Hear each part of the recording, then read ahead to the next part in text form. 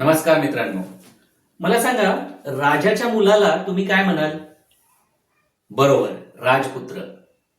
आणि यस, तुम्ही आत्ताच समास केलेला आहे. दोन शब्दांचा समास, दोन शब्द एकत्र आणून एक नवीन शब्द तयार करणे म्हणजे समास. राजाचा पुत्र, राजपुत्र. मित्रांनो, मी आहे योगेश पाटील आणि आपण पाहत आहात संस्कृत साधना. आज आपण विभक्ती तत्पुरुषः म्हणजे तत्पुरुषः हा समास शिकणार आहोत. ह्या समासामध्ये काय असतं आणि हा समास ह्या व्हिडिओ नंतर तुम्हाला अतिशय सोपा वाटणार. आपल्याला काही वाक्य आपल्या पाठामध्ये दिलेली आहेत, ती आपण आधी वाचूयात. पहिलं वाक्य आहे खगाः वनं गताः. खगाः म्हणजे पक्षी, अनेक पक्षी. खगाः कोणते खगाः? वनात गेलेले पक्षी. दुसरा वाक्य आहे तृणैहि रचितानि तेषां नीडानि. आणि तृणैहि म्हणजे काय? तृणांनी म्हणजे गवतांनी रचलेली त्यांची घरटी, नीडानी. वृक्षेषु खगाणां निवासाय नीडानि सन्ति. आणि झाडावर, वृक्षेषु झाडावर खगांच्या, पक्ष्यांच्या राहण्यासाठी घरटी असतात. पर्जन्यात रक्षिताः खगाः आनंदती. पावसापासून रक्षण झालेले पक्षी आनंदतात. खगानां जीवनं श्रमैहि परिपूर्णम्. पक्ष्यांचे जीवन श्रमांनी परिपूर्ण असते. स्वकार्ये निरताः खगाः ध्येयशीलाः. स्वतःच्या कार्यामध्ये मग्न असलेले पक्षी हे ध्येयशील असतात. ही 6 वाक्य आपण जी पाहिलेली आहेत, ह्या 6 वाक्यांमध्ये आपल्याला समास शिकवण्याकरता ही वाक्य पाठ्यपुस्तकामध्ये दिलेली आहे. तुमच्या लक्षात आलं असेल की ह्या वाक्यांमध्ये काही शब्दांच्या खाली रेष मारलेली आहे. जसं खगाः वनं गताः, यामध्ये वनं गताःच्या खाली रेष आहे. तर ह्या शब्दांचा मिळून आपल्याला समास तयार करता येतो. वनं गताः याचा समास वनगताः असा होऊ शकतो.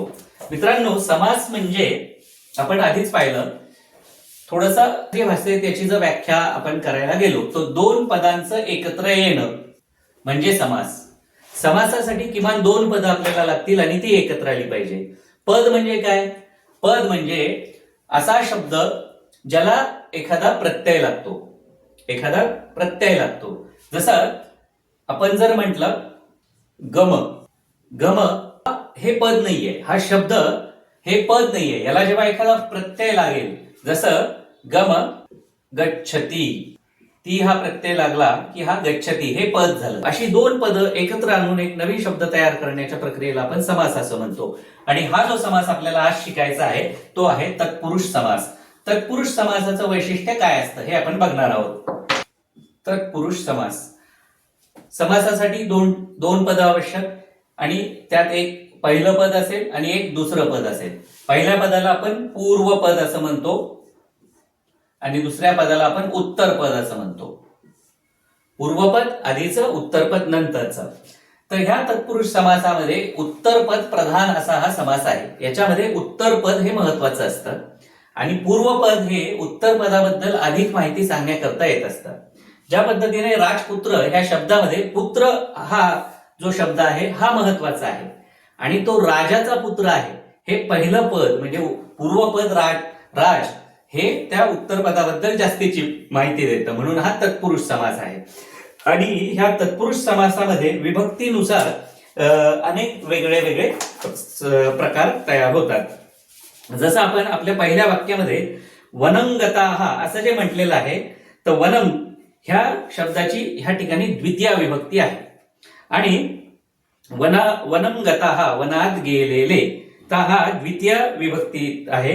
दुसरं जे वाक्य आहे तृणैहि रचितानि, तृतीय विभक्ती. तृण ह्या शब्दाची तृतीय म्हणजे गवताने, गवताने आपण म्हटलं ना साधन, गवताने रचलेली. पुढे निवासाय नीडानी असं जे आहे, निवासाय म्हणजे चतुर्थी, निवासाय राहण्यासाठी घरटी. त्यानंतर पर्जन्यात रक्षिताः ही आहे पंचमी, पर्जन्यापासून पावसापासून रक्षण झालेले. त्यानंतर खगानां जीवनम, खगांचे, पक्ष्यांचे, ही काय आहे? ही षष्टी आहे. त्यानंतर स्वकार्ये निरताः, स्वतःच्या कामात घडलेले, म्हणजे मग्न असलेले, ही आहे सप्तमी विभक्ती. ह्या ठिकाणी अत्र प्रथम पदम द्वितीय पदेन कयाचित विभक्त्या संयुज्यते. ह्या ठिकाणी पहिलं पद दुसऱ्या पदाशी, आपण पूर्व आणि उत्तर असं म्हटलं, इथं पहिला आणि दुसरा असं. पहिलं पद हे दुसऱ्या पदाशी कुठल्या तरी विभक्तीनं जोडलेलं आहे. म्हणजे जेव्हा आपण म्हणतो राजपुत्र, राजाचा पुत्र, म्हणजे राजाचा म्हणजे षष्टी विभक्तीने जोडलेला आहे. आपल्या उदाहरणामध्ये वनंगताः म्हणजे वनगताः मध्ये वनंगताः म्हणजे द्वितीय विभक्तीनं जोडलेलं आहे. तृणैः रचितानि तृतीय विभक्तीनं पहिलं पद दुसऱ्या पदाशी जोडलेलं आहे. तर अतः एषः समास विभक्ती तत्पुरुषः इति उच्यते. म्हणून कुठल्या ना कुठल्या विभक्तीनं पहिलं पद दुसऱ्या पदाशी जोडलेलं असल्यामुळे याला आपण विभक्ती तत्पुरुष समास असं म्हणतो. खाली एक तालिका दिलेली आहे आणि त्यामध्ये काही आपल्याला समासाचे प्रकार दिलेले आहेत, द्वितीय तत्पुरुष पासून सप्तमी तत्पुरुष पर्यंत. आपण काही उदाहरणं त्यातली बघूयात. पहिलं समस्त पदम दिलेलं आहे वृक्षाश्रितः.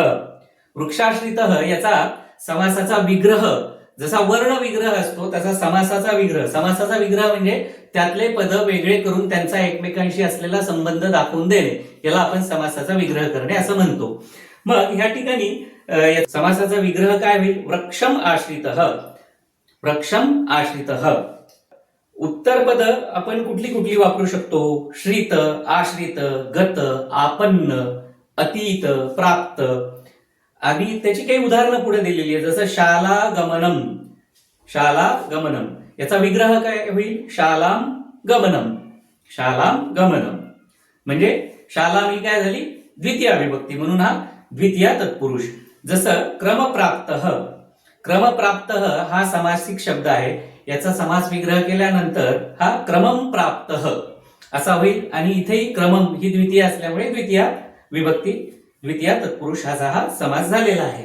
पुढे काही अजून उदाहरणं आहेत, जसं कृष्णाश्रितः याचा समास विग्रह होईल कृष्णम आश्रितः.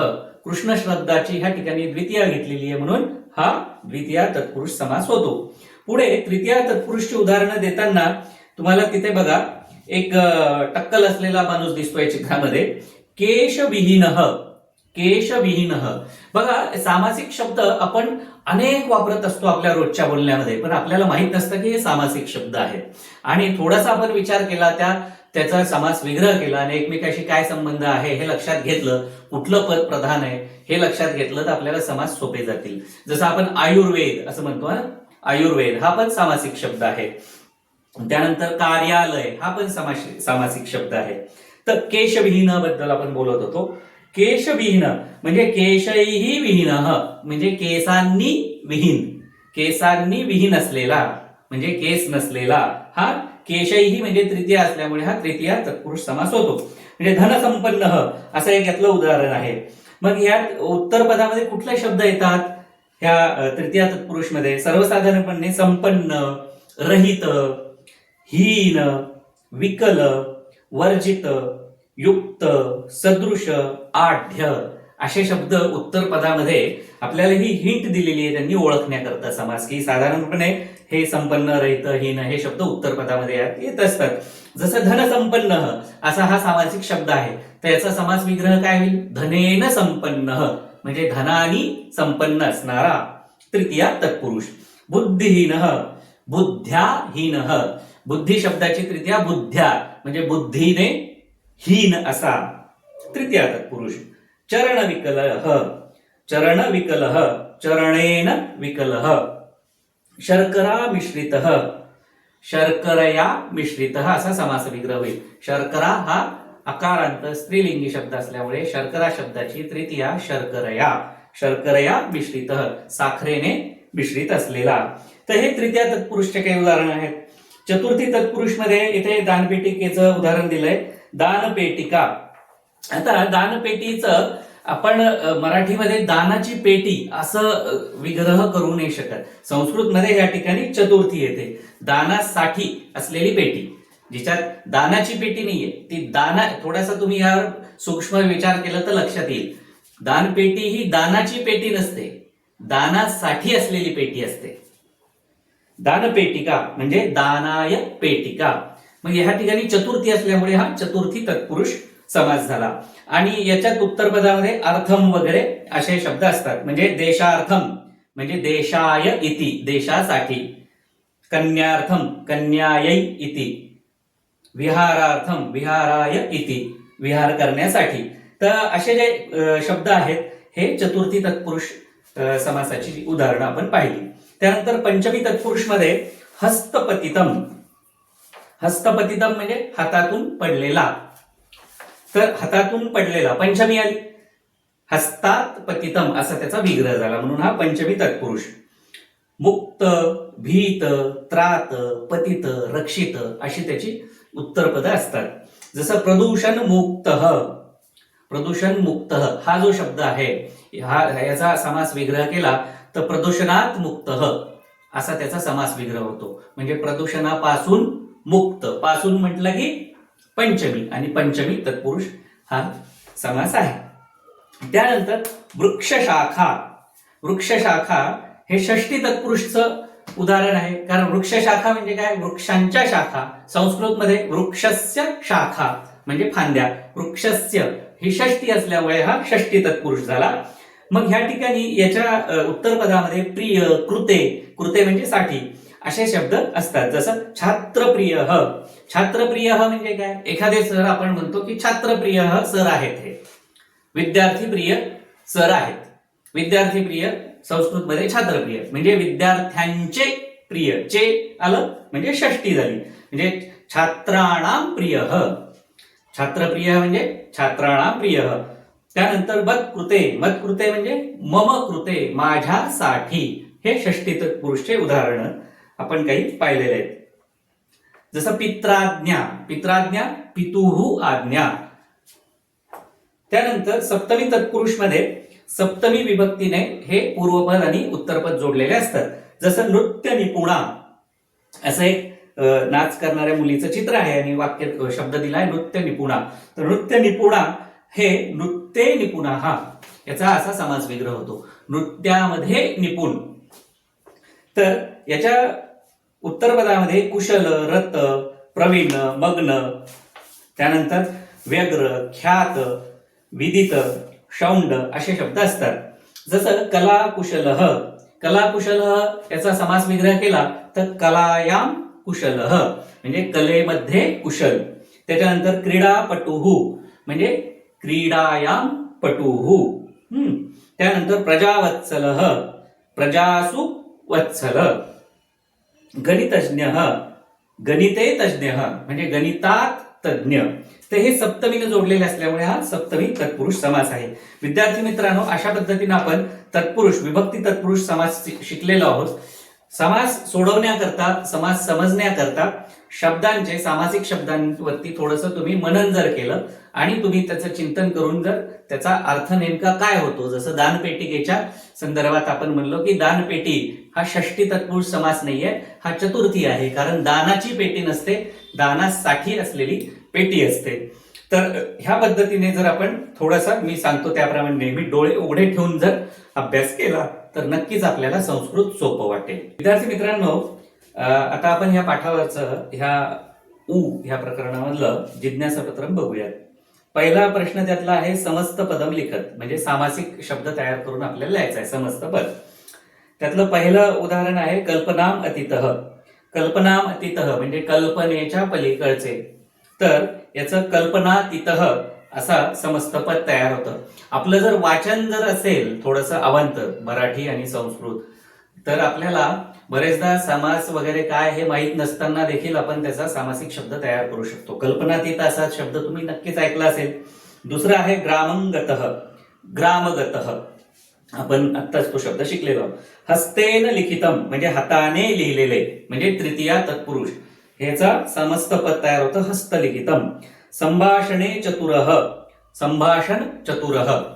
त्यानंतर जलस्य बिंदुः, जलबिंदुः असं समस्त पद तयार होतं षष्टी तत्पुरुष. ज्ञानस्य लालसा, ज्ञान लालसा म्हणजे ज्ञानाची लालसा, षष्टी तत्पुरुष समास.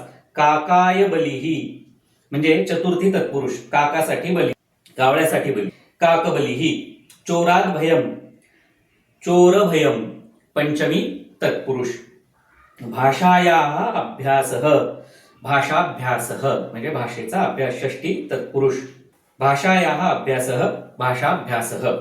दुसरा प्रश्न आहे अधोदत्तान शब्दान पठत. एते शब्दाः समासे काम विभक्तिम अपेक्षन्ते इति लिखत. खालचे शब्द वाचायचे आहेत आणि ह्या शब्दांना समासामध्ये कुठली विभक्तीची अपेक्षा असते ते आपल्याला द्यायचं आहे. जसं आपण शब्द आता जी तालिका पाहिली त्यामध्ये आपल्याला ते दिलेलं आहे की प्रत्येक प्रकारच्या विभक्ती समासात, तत्पुरुष विभक्ती तत्पुरुष समासामध्ये उत्तर पदामध्ये कुठले शब्द येतात हे त्या तालिकेत दिलेलं आहे. ती जर आपण थोडीशी वाचली तर आपल्या लक्षात येईल. तर शब्द दिलेला आहे आढ्य. आढ्य हा तृतीया विभक्ती तृतीया तत्पुरुष मध्ये येतो. गत द्वितीय, वनंगताः, त्रात पंचमी, शौंड सप्तमी. त्यानंतर अर्थम चतुर्थी, कार्यार्थम, मुक्त पंचमी, सदृश तृतीया, विकल तृतीया, प्रिय षष्ठी, विदित सप्तमी. पुढे आहे रिक्त स्थानानि पूरयत. समस्त पदम समास विग्रह समास प्रकार असं दिलेलं आहे. समस्त पद दिलेलं आहे, त्याच्या पुढे त्याचा समास विग्रह दिलाय काही ठिकाणी नाही दिलाय आणि पुढे समास प्रकार दिलाय. तर ते जागा रिकाम्या जागा भरायच्या. समस्त पद दिलंय तपोवनम आणि समासाचा प्रकारही सांगितलाय की हा चतुर्थी तत्पुरुष आहे. तर मग आपल्याला तपसे वनम असं त्याचा विग्रह होईल. बघा खूप सोपं आहे. म्हणजे तपस हा शब्द जर तुम्हाला पाठ असेल तर त्याची तपस शब्दाची चतुर्थी तपसे वनम. चिंता मुक्त, चिंतायाः मुक्त पंचमी तत्पुरुष. पुढे दिलेलं आहे आपल्याला समासाचा प्रकार सांगायचा आहे. नेत्रहीन, नेत्राभ्यामहीन म्हणजे नेत्राभ्याम डोळ्याने डोळे नसलेला म्हणून तृतीया तत्पुरुष. नृपकन्या, नृपस्य कन्या हा षष्ठी तत्पुरुष. विद्यार्थी मित्रांनो, तुम्हाला हा व्हिडिओ जर आवडला असेल तर नक्की लाईक करा, शेअर करा, सबस्क्राईब करा आणि तुमच्या मित्रांना देखील पाहायला सांगायला विसरू नका. धन्यवाद.